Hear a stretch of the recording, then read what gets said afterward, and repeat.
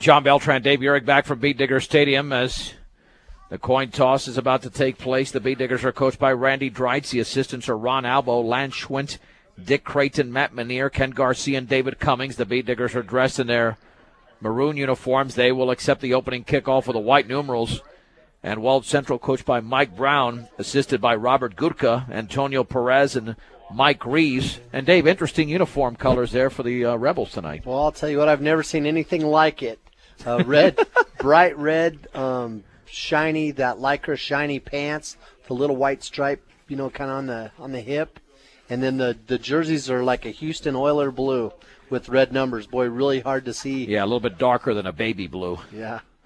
Yeah, that's going to be a little bit of a challenge, but we'll certainly get through this game as the Beat Diggers hope to pour it on in the opening quarter and establish momentum, especially with that running game that Dave was alluding to reestablish that, especially without Connor Weiser. But, they've got their weapons in the backfield with Eric Garcia, Chris Lee, and, of course, you got Tyler Carter and Kyle Rosenbrock. Even Trevor Blake runs the football once in a while. So the Beat Diggers don't have a shortage of weapons in that backfield. Interesting to see if Coach Dreitz keeps it at maybe 10 passes or fewer tonight for Mitch Tormolen, only because, they could, especially with these conditions, if you're able to run the football, no reason to pass it. But, of course, you like to keep the defense honest once in a while. So Weld Central will kick it off. And the opening kickoff brought to you by Ingmeyer Phillips Insurance, locally in Fort Morgan and Brush, offering home, health, auto, farm, business, and workers' compensation insurance. Ingmeyer Phillips Insurance. Dylan Giblin will kick it off for Weld Central. Eric Garcia is back to receive. And let's see if they actually kick it to him. Eaton kept the ball away from Garcia 2 weeks ago, and the Beat Diggers had great field position on virtually every drive. And this one is squibbed, and it's going to be loose at the 37-yard line, but a Beat Digger falls on it. So once again, outstanding field position for Brush. Brett Bostrom fell on the football, so the Beat Diggers have it with Mitch Tormolen at the quarterback position. Starting lineup brought to you by T.O. Charlie's for a great used car truck. They'll have it for you at T.O. Charlie's, 700 West Platte Avenue in Fort Morgan. We'll see Chris Lee and Tyler Carter in that backfield. With the others I mentioned, Randy Baker, one of the receivers out there, and Sean McConnell at a tight end. Of course, Vince Albo and Eric Garcia part of that offense, and a very stout offensive line led by center Damon Miller. 1st and 10 for the Beat Diggers with the football at the 37-yard line. The backs are split, and on 1st down, back to throw is Tormolen, getting pressure, throws a stiff arm, throws up the sideline. That is picked off at the 46-yard line.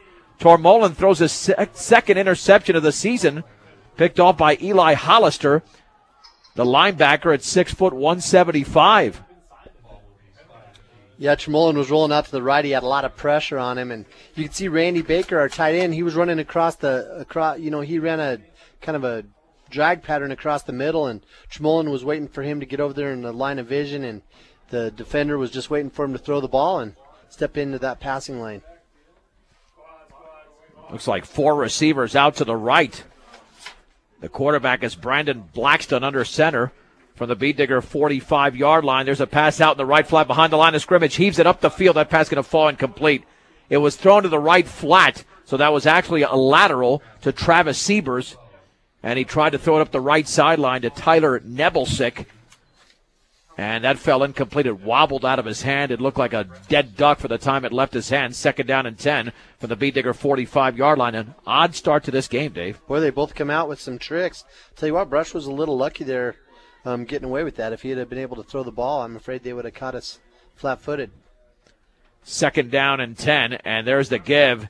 And hit in the backfield is the first back through, not even through there, and that's a loss of 1 for Joseph Cummings. Felix Calderon was the first Beat Digger in on the play, along with Daniel Soto. They'll say no gain. 3rd and 10 for the Beat Digger 45. Brush still out there in that 5-2 defense they've been in all year. Weld Central came out trying to run a trap play, and there was just no way Cardenas was going to allow that to happen from the inside. 3rd down and 10. Rolling right as Blackston throws, and that pass is picked off. Up the 45-yard line is Trevor Blake, cutting it to the 50-yard line. Has running room to the 40, up the left sideline to the 30. One to beat, a great block thrown there by Woodward at the 5, and diving, it's a touchdown or no, down at the 2. Oh, Blake slipped at the 2-yard line. He tripped himself up. But it's a return of 53 yards on the interception by Trevor Blake with some nifty moves and a great block by Woodward. First and goal for the Beat Diggers. You betcha. Just a good transition there for that defense to turn into an offense. And he ran the ball really well all the way back. The official was probably 10 to 12 yards away from it. I'm not sure if he saw if it was in or not. He might have reached out there and broke the plane with the ball, but they didn't call the touchdown. Yeah, I don't think he was tackled, Dave. I just think the conditions aren't great, although the field's in pretty darn good shape here, and he just couldn't keep his balance. First and goal from the 2. Tormolen will hand it off on the right side, and Tyler Carter dives for the end zone, and he is going to be down at the 1. It's a gain of 1 for Tyler Carter. Second down and goal for the 1 as the initial hit was made by that left side of the Weld Central defensive line. He was standing up a little bit there as they tried to run that 46 and run it off tackle, and because he was straight up and down, it enabled Weld Central to blow him backward. Rosenbrock's in the backfield with Lee. Second and goal for the 1. McConnell in motion to the left, handoff Rosenbrock left side, and he walks into the end zone for a touchdown, and the Beat Diggers lead 6-0, a minute 46 into the game. Same play, just to the left side, off tackle, and Rosenbrock covered the ball with 2 hands, and Brush comes away with the big touchdown right off the bat. Boy, there's a good crowd here tonight, considering how cold it is. I can't believe how many people here from the Brush side. Not too many Weld Central people out there. Well, we'll talk about that momentarily, because the Beat Digger community will be honoring some former athletes. 1981 volleyball team, the 30-year reunion. They were state finalists, and that's just the beginning of it. The extra point to be attempted by Jesus. Perfect snap, and that kick is up, and that one is inside the right upright. It's good. 10:14 to go, opening quarter. Brush 7, Weld Central nothing on 1010 KSIR and KSIR.com. 2 plays, 2 yards in 41 seconds. A 1-yard run by Kyle Rosenbrock. Beat Diggers lead 7-0, set up by an interception return of approximately 53 yards by Trevor Blake. And now Cardenas to kick it off.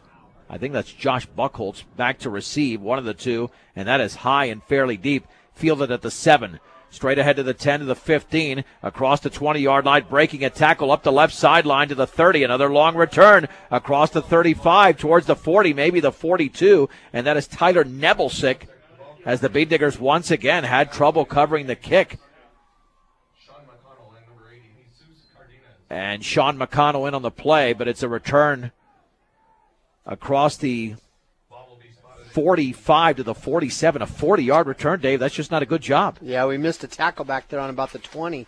As he was running sideways, his shoulders weren't turned upfield.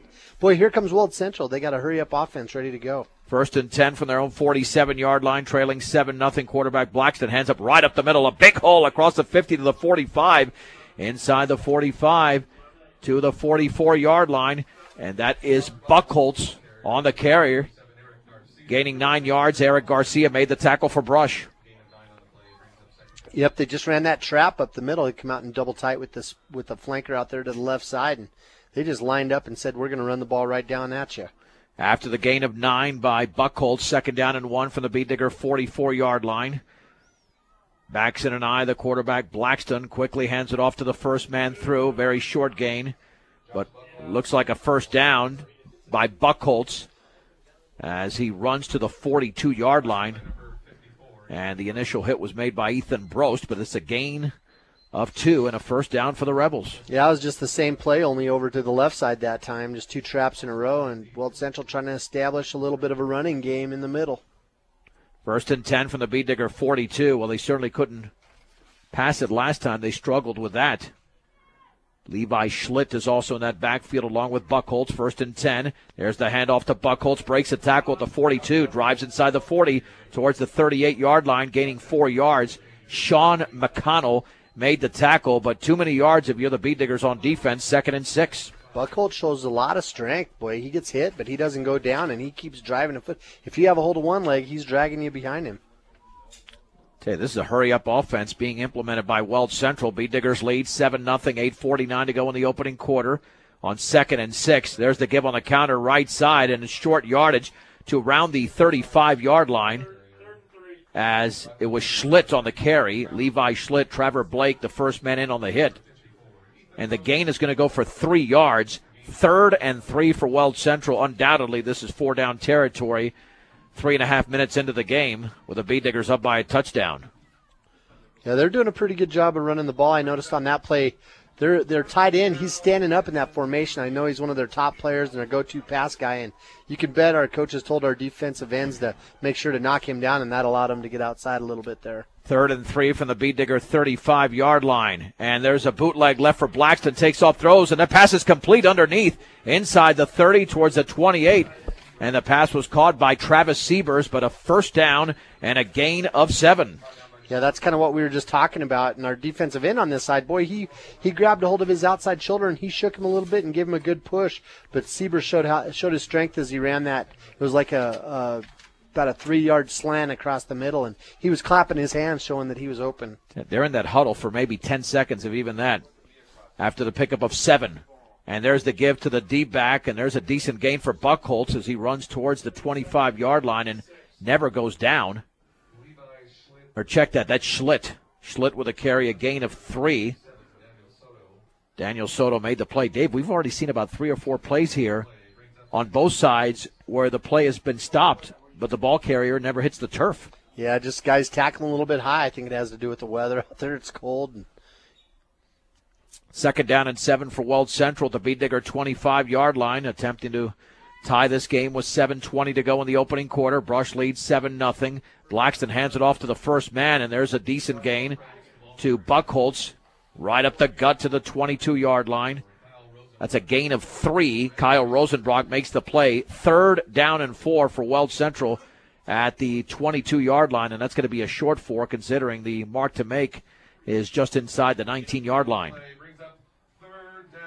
And this will be the 8th play of the drive. Weld Central, after passing it the first 2 times in their first drive, have run it, and they did pass it once. Back to throw Blackston. Over the middle, the pass is tipped incomplete. Randy Baker got his hands up there. He nearly picked it off. He had a big pick off last week by deflecting it to himself. It'll be 4th down and a short 4 to go for Weld Central. Well, you know, the Diggers are going to have to make sure they're paying attention where Siebers at. That pass wasn't intended for Siebers as he lined up over here on the right side. They went back over to the left. That play was similar to like an 81 dump or something where we faked the handoff and then just try to hit that tight end really quick going down the middle. At 417 Main Street in Fort Morgan, Platte Valley Hearing Center, getting your hearing to its very best. 4th and a short 4 for the Beet Digger 22. Blackston rolling to his right. Has room, throws, the pass is tipped and complete.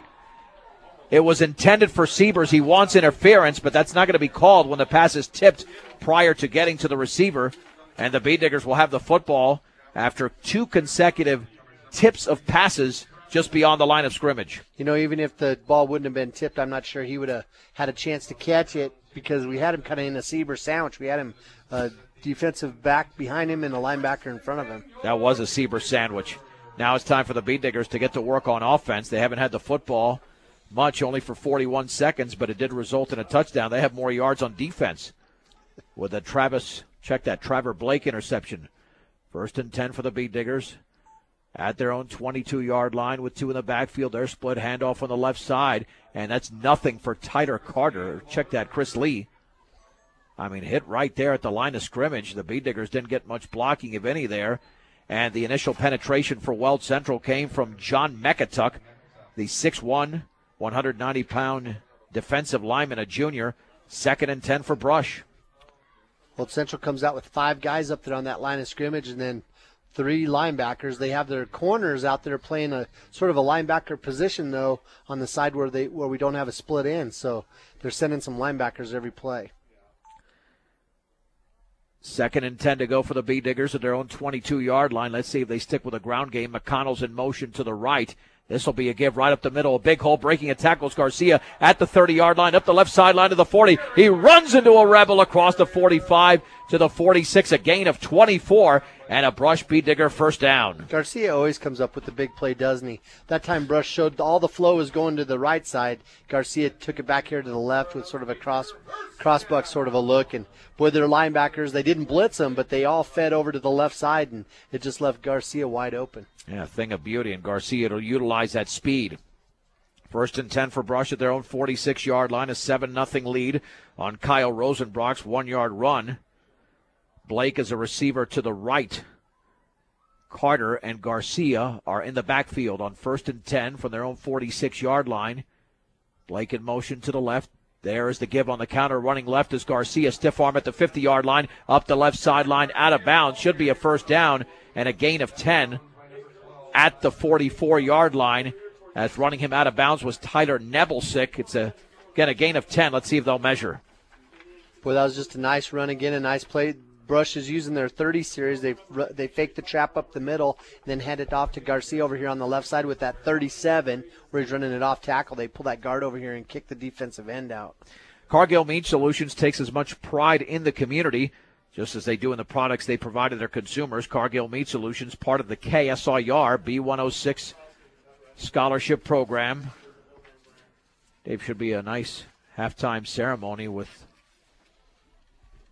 state finalists from 1981 in football and volleyball and 1991 in football as well. So you got a lot of big-time former Beat Digger athletes out here for tonight's game. Yeah, and then they're going to have a social tomorrow night at the golf course, and it's going to be like a mini homecoming for these teams to get back together again. It ought to be a lot of fun. The Beat Diggers get a first down on the measurement with a football at the Weld Central 44-yard line as Eric Garcia's last two carries have gone for a total of 34 yards. Now they've got Carter and Lee in the backfield. Tormolin has thrown one pass, and it resulted in his second interception of the season, which is obviously, just based on that number alone, extremely uncharacteristic. On the inside slot to the right is Blake. McConnell, the receiver, to the right. On first and 10 from the Weld Central 44-yard line. As Tormolin hands it off to Tyler Carter. He spins for a yard after he ran into a blocker. Second down and 9. And the penetration there came from Carson DeGroot, a linebacker at 5'8", 155, only a sophomore. And again, maybe a half yard. Second down and a long 9 from the Weld Central 43. Yeah, they had a pretty good surge there off their defensive line. But again, they got 5 defensive linemen up there and 3 linebackers, and they're sending a middle linebacker now. They just moved him up there on the guard. On second and 9, Blake is in motion to the right. Tormolin will hand it off on the right side to Carter. Breaks a tackle, continues to bull his way inside the 40 towards the 39. Much more success there. John Mekatuck made the tackle. Will give him 4 yards. 3rd and 5 for Brush. Boy, they had that linebacker shift up there, and it throws our offensive linemen off because they pull up to the line of scrimmage. They look out there, they see that 5-3 look, and they have the blocking scheme in their mind, and then all of a sudden they stem that guy up there, and it kind of shifts everything.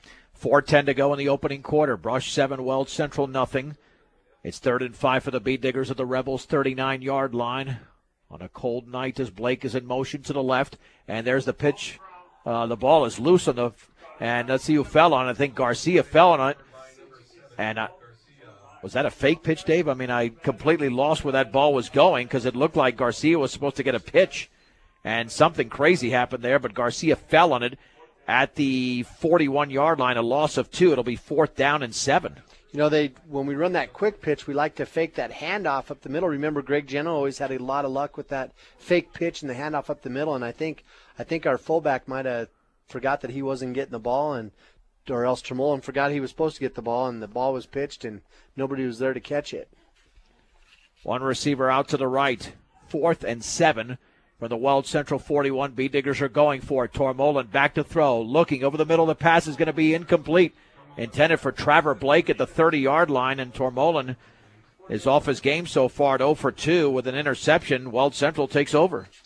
he slipped right when he planted his right foot there in the back, right when he went to throw it. You know, his foot slipped out from underneath of him and made that pass go AWOL. So the Rebels have the football at their own 41 with 3:12 to go in the first quarter. Brush 7, Weld Central nothing.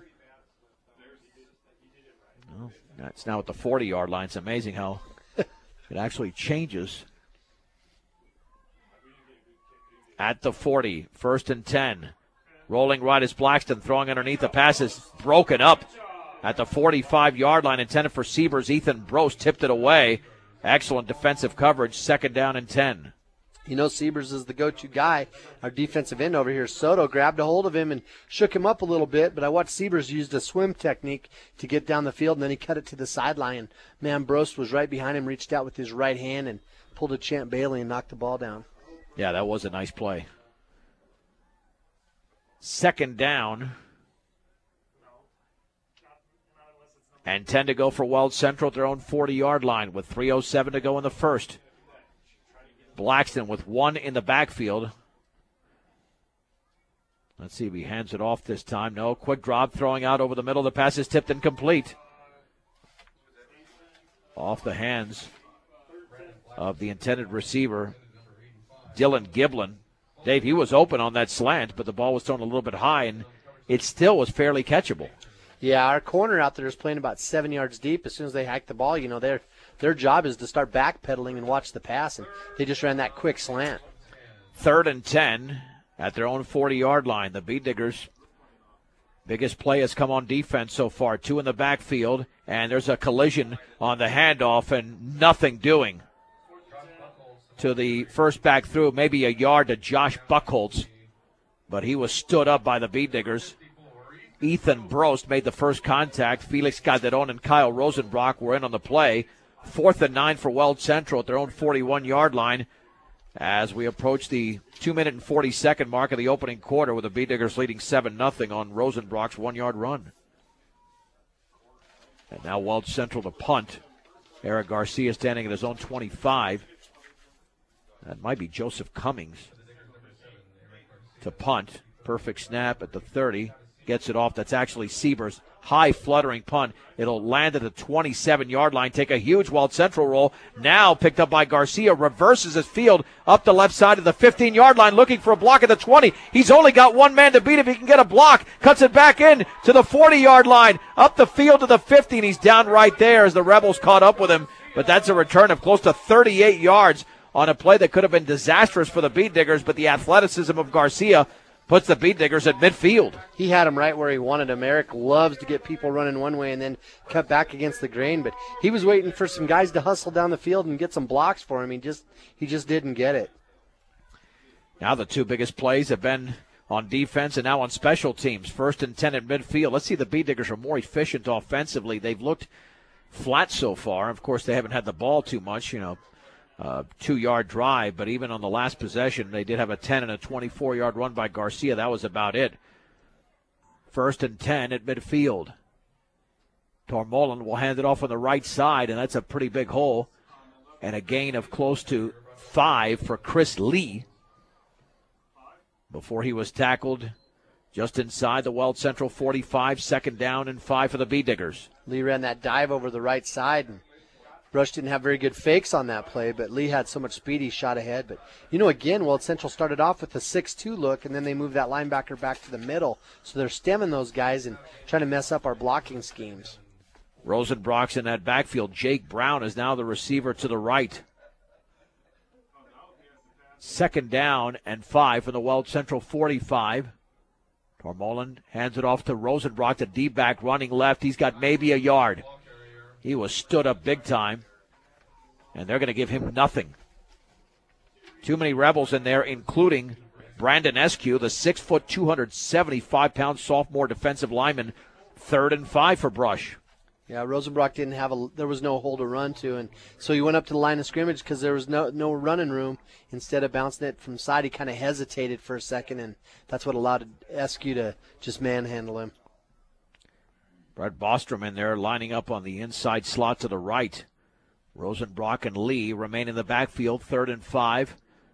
From the Weld Central 45, play action. Tormolen rolling to his right, looking to throw deep up the sideline. The pass is complete. That's a first down. I believe that's Brown up the sideline. He's knocked out of bounds inside the 20 to the 19-yard line, if that's where they're going to spot it, with 30 seconds to go in the opening quarter.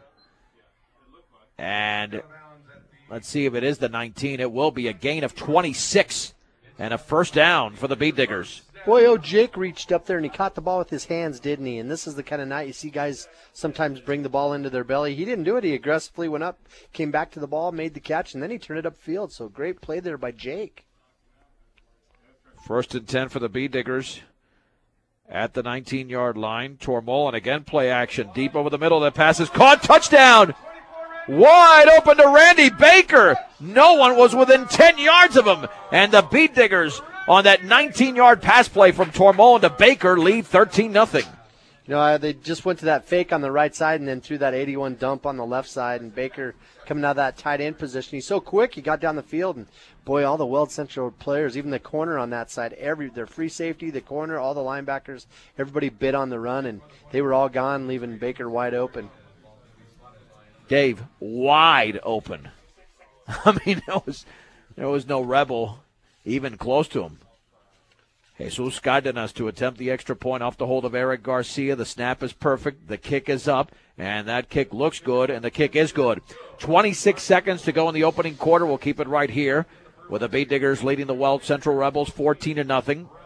A 4-play, 50-yard drive in a minute 35 set up by Eric Garcia's 38-yard punt return. And this is pretty much the pace scoring-wise. You and I figured before the game, or you did, that there should be about a 4-touchdown lead for the Bead Diggers at minimum. And even though they haven't had the football much, they've got the 2-touchdown lead right now, still in the first quarter. Yeah, we'll take it. I know it slows the game down a little bit having to kick the ball off so often, but hopefully we'll make up for it with that 40-point lead early in the third quarter. Well, let's see if they can hold down the Rebels. That starting field position was way too good last time following that 40-yard return. They're going to start hitting the panic button, though, now. Even though they're young and they expect to lose, they're still looking up there at that scoreboard thinking they got to get some time on the clock. Siebers is one of their best players. They're going to keep throwing it, trying to get the ball to him, and that's going to help us out. Tyler Nebelsick and Dylan Giblin are back to receive. Standing inside their own 10-yard line. And let's see how far Jesus can boot this one. Be nice to get it into the end zone so that you don't have to cover the kick, but they need practice covering the kick, and the Bead Diggers need an 11th player out there. And there goes Jake Morrow onto the field. And now they're ready to put it in play. Jesus boots this one high, a little bit shorter, fielded at the 11-yard line by Giblin to the 20, running straight ahead into Kyle Rosenbrock, and the Bead Diggers cover that well at the 27, 28-yard line, but Giblin never went down, a return of 17 yards with 18 seconds to go in the first quarter, and the Bead Diggers up by 2 touchdowns. Weld Central has the football at their own 28. You know, you mentioned how good a shape the field's in. There's not a speck of snow out there. Coach Quinlan, Barry Quinlan, did a great job, him and his crew, of getting this field ready to go. There's a little pile of snow all the way around the field where you can see where they pushed it off. It's on about the first lane of the track all the way around. 1st and 10 for the Rebels. At their own 28-yard line under centers, Blackston. Hand off to the first man through across the 30 to the 31. Josh Buchholz on the carry. Bryant Woodward made the tackle, a gain of 3. That's the end of the opening quarter with a score. Brush 14, Weld Central nothing on 1010 KSIR and KSIR.com.